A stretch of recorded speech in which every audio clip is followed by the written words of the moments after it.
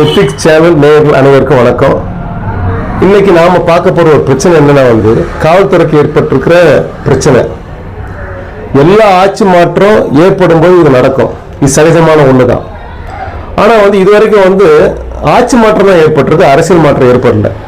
முறையா ஒரு அரசியல் மாற்றம் ஏற்பட்டிருக்கு. திமுகவுக்கு அண்ணா திமுக எதிரான ஒரு புதிய கட்சியான தாவேக இன்னைக்கு ஆட்சிக்கு வந்திருக்கு.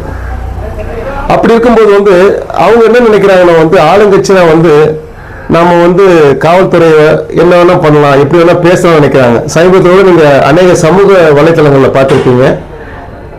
4 பேர் போவாங்க சாலையில, தலைக்கவசம் கூட அணியாம போவாங்க.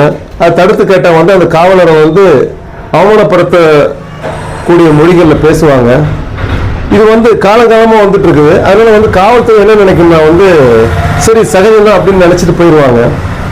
நான் என்ன சொல்றேன்னா மக்கள் உங்களுக்கு வாக்களித்தது மாற்றத்திற்கு. மாற்றங்கிறது மற்ற துறைகள்ல இல்லை, காவல்துறை சேர்த்து அடக்கிதான் அது இருக்கு.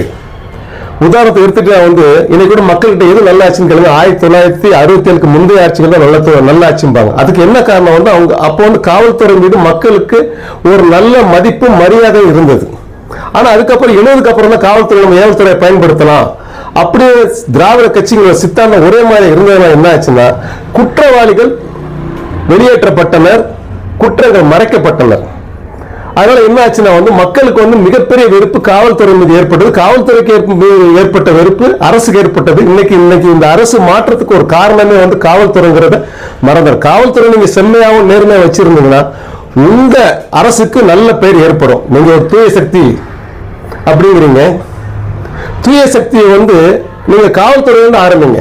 தயவு செஞ்சு உங்க கட்சி நிர்வாகிகளையும் சிறு சிறு தலைவர்களையும் காவல்துறையினர் அவங்க செய்யக்கூடிய நடவடிக்கைக்கு எதிராக இருந்தா நீங்க காவல்துறையை கண்டிக்கலாம், தப்பு இல்லை. ஆனா அவங்க நடவடிக்கை நல்ல நடவடிக்கையா இருந்தா நிச்சயமா நீங்க ஆதரிக்கலாம். தயவுசெய்து தலையிட வேண்டாம் நாங்கள் கேட்டுக்கொள்கிறோம்.